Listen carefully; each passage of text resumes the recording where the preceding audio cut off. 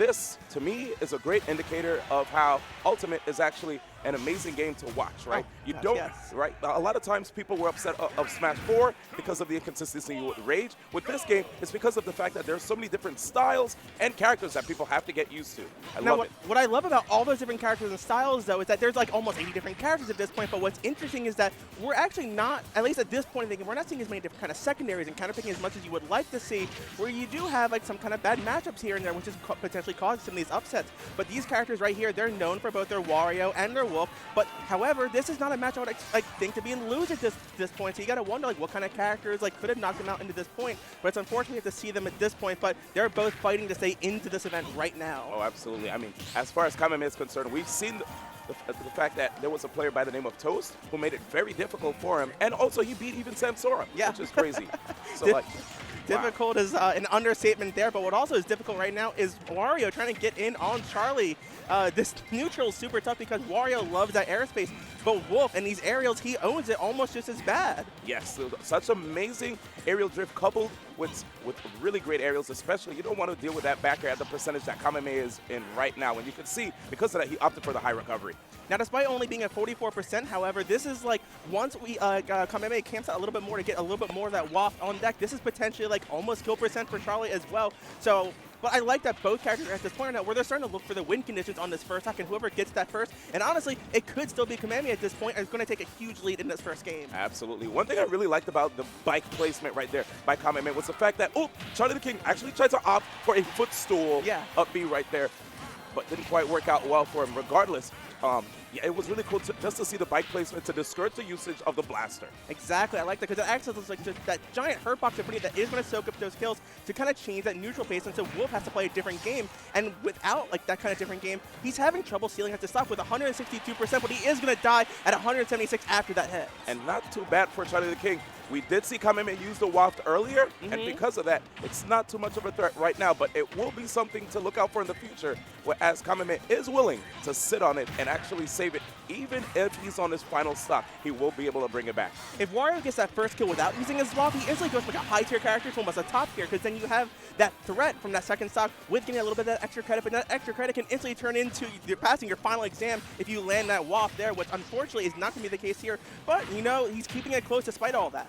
Yes, it's really great to see how Charliedaking is even able to deal with some of the aerials that we see from Kameme, parrying them appropriately, and also just using, you know, Wolf may not be the fastest character, but he's still able to just reposition himself so well, trying to maintain center stage, and respecting the fact that Kameme is trying to go for some of these combo starters here with the neutral air, which we know can yield a lot of damage. Utilizing the speed he does have, has these super meaty aerials, but not only are just they meaty, but just like they also combo into each other, knocking Wario off stage, and he's gonna soon, like, we're gonna see him having to like utilize his bike more for recovering. I think that's when the laser's gonna come more into play, can like knock him off that, as long as it's not on stage where he would rather have it instead. Yep, it's looking like an air-to-air battle, and he gets the footstool. Fire Wolf right here, doesn't quite KO him. Wolf, a little big boy. Still able to hold on to that stock, but look at that, man. It's definitely a tight battle between both of these guys. Goes for the up smash. I thought we were going to see a grab right there, but maybe he preempted a jump from Kameme.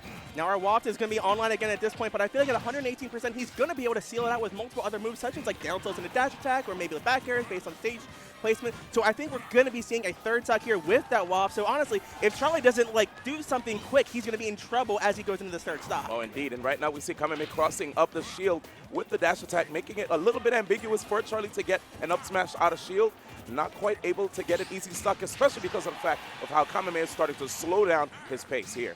I love how Charliedaking tried to like position himself there to have like that neutral air around the ledge, but it doesn't matter because as they're trading stock for stock, blow for blow, but one blow you don't want is from a certain area Wario has right now. It's going to steal that stock really soon if Charlie is not careful. Yeah, well, we do see the waft. It's right now charged. Charlie try to see if he can sneak in some damage. Already gets 30. All right, that's a really good aerial to connect, of course, with the forward air. Yields so much. Good spacing on that one, too. That was really difficult for Kameme to actually punish. Incredible spacing. I love how he's utilizing the Pokemon Stadium 2 platforms because I love it's such a great starter and like neutral kind of stage in that aspect that there's some platforms, but they're very small in position out to the sides, but you see where Kameme is chilling over there underneath the platforms most of the time. It's actually a pretty campy approach because he's looking for those certain hits from neutral air into more to try and let it into that waft. Yeah, what we're noticing here is that Charliedaking is making sure to hold down, which, you know, a lot of people know about crouch canceling in older games. It actually helps out, too, in this game, making it difficult to actually get these combos going, especially at lower percents. We already saw a couple times, and as you pointed out, D1, these cross-ups from Charlie, like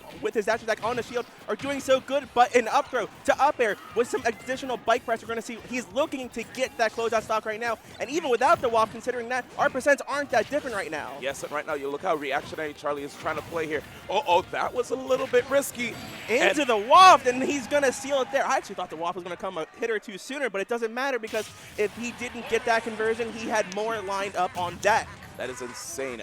We did notice Charliedaking did try to opt to see if he can put himself in a position to catch Kameme when he was coming in from the right side of the stage with the back air, but it looked like Kameme is so used to wolves trying to follow your air drift as you go towards center stage with the back air, so he preempted an air dodge and was able to get back on stage, and that up tilt, man, it sealed the deal. It's deadly, and Charlie was like shaking his head there after that game 1 loss. He's a little like flustered about that, and I don't blame him because honestly, his spacing was so good. He was playing so on point. But when you're going up against players of like Kameme's caliber here, and with such explosive finishes like into those WAP kills, it's going to leave you a little shook for game 2, and which like leaves you like wanting more because he played so well throughout that entire set, and he couldn't quite close it out.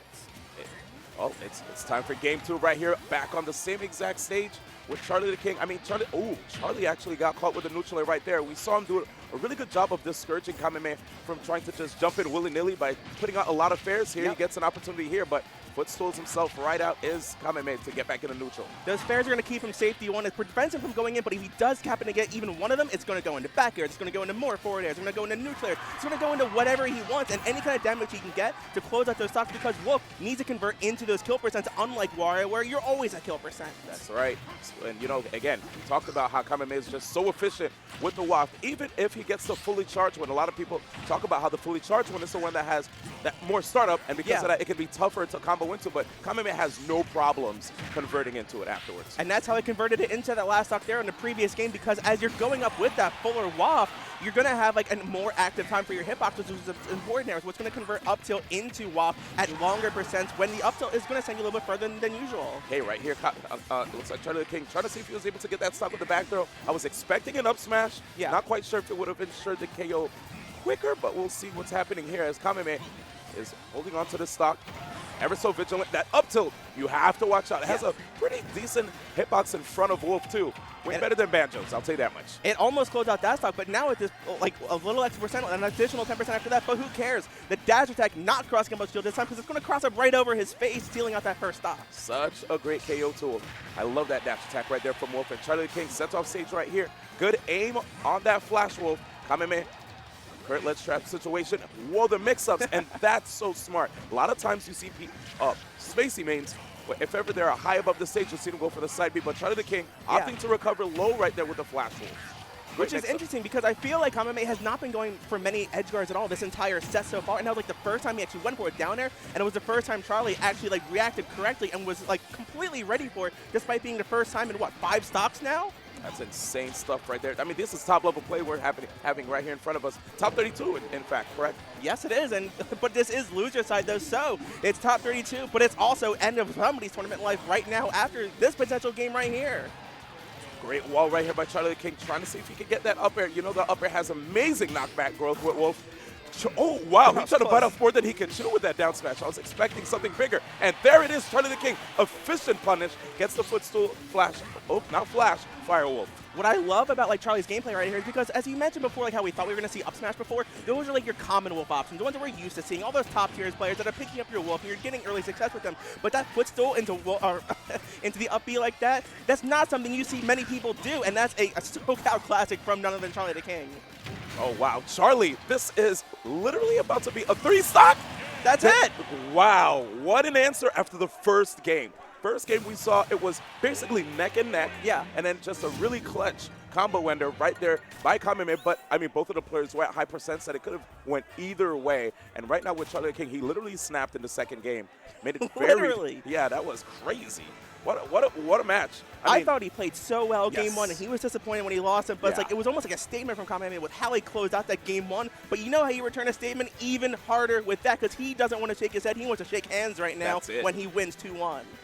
And of course, he wants to be able to move on to face off the rest of these guys in the bracket, because these players that are here. I think this particular event, Chia, is such an amazing event to be able to rack up those big wins, you know, when it comes to the PGR version 3, season 3 that's going to be coming up. I know these people want to be able to rack up as many big wins as possible. And at this particular event, with so many players that are in 35, I think, of the 50 attendance. PGR are here. It's wild. There's so many wins to pick up here that PGR losses are coming as early as round 1, but they're also going to be coming right here in round 3 because both these players are ranked and they're both looking to get ranked even higher. But Kameme is looking for an even stronger opening right here to get that win on Charlie. Yeah, right there, Charlie was a little bit too aggressive. You saw a misspaced forward air, which resulted in the easiest shield grab. But Charlie going back to trying to space here, but Kameme responding back with these amazing combos that we've seen before in the first game. D1, we were talking a little bit on Friday with Josh about different kind of stage uses and how that's gone with the rule set here at Frostbite, wondering about the usages of Lilat, how much it's being banned, if it's going to be counterpicked or not. We're actually seeing it being counterpicked right here in top 32. I think that's really cool to see because this isn't something we're used to seeing, but I'm wondering how it's going to play into this matchup. What do you think? Yeah, this is actually super interesting because of the fact that usually Lilat is a place that people just don't counterpick to, but at this event, I heard that more people were banning it. Yeah. But in fact, to have more people actually decide to use Lilat, I wonder if this might be a comfort pick here for Kameme, understanding that some players just straight up don't like to face off on the stage, and they might even try to use the slants to their advantage. I definitely think he has been, because we already saw in that first game that Charlie missed one of his side Bs landing instead of on the ledge onto the stage, and it gave like early opening some punish damage there. And he went for other ones too that he just barely missed, but honestly that was just good play on Charlie there. But it's very clear to see that with Kameme's pick, Charlie is having trouble with his wolf recovery getting onto this very small ledge, because he needs to be careful because he can't afford to lose even a single stock despite an amazing 3-stock opening in game 2. Oh, indeed. And I know a lot of players who love to use the numerous platforms that Lilat has at its disposal to be able to allow them to have multiple ways to land easily and mix up their landings even so. Wolf has great aerial speed, but Wario has even greater, and with 3 lower platforms, it's very easy to mix it up. But oh my gosh, a bike in the face, going out for a huge gas grab, but just barely misses it, but at least he stays safe and is back to center stage. Yeah, this is definitely looking like Kameme's stage right here. I mean, okay, was able to actually be not able to get that KO right there on the edge, but goodness. You've been to Japan a bit recently. Absolutely. So is this stage legal out there? Because I know that they're usually known for very, very conservative stages. Where this is probably our least conservative stage in this rule set. So I'm shocked to see Kameme pick this of all people. Yeah, for the most part, this, without the 300% rule, when it comes to combos, it looks like their rule set is pretty much similar to ours. Okay. Yeah, but that's a first as well, right? When it comes to Smash. Yes. We don't quite get to see that too often. But going on here, so Kameme is almost up an entire stock here. Well, Charlie's trying to do his best to wall it with his forwarders, like you said, which we saw a lot of success with from the second game. And it's getting him back a little bit here because he's building up some grade percent, really going to this guy's challenging Wario where he lives, because he's going to get this kill as fast as possible. With that Waft is online, so even if Charlie gets the second stock, he has to fight a Waft third stock. Yeah, absolutely. Right now looking like Charliedaking's best stock right here in this particular game. Before, you saw him having such a tough time, but him being able to just capitalize on the landing. Great job by Kameme, not going for the normal get-up as the down smash. Does such an amazing job of punishing that. It's an amazing job of punishing the get-ups, everything. Your 2 frames, even like some weird ledge jump situations you can kind of catch. You need to be careful about that because one little slip-up is going to get from an amazing parry punish there, but he is able to grab ledge from such an awkward position. I love that, so he's ready for the stage counter pick as well.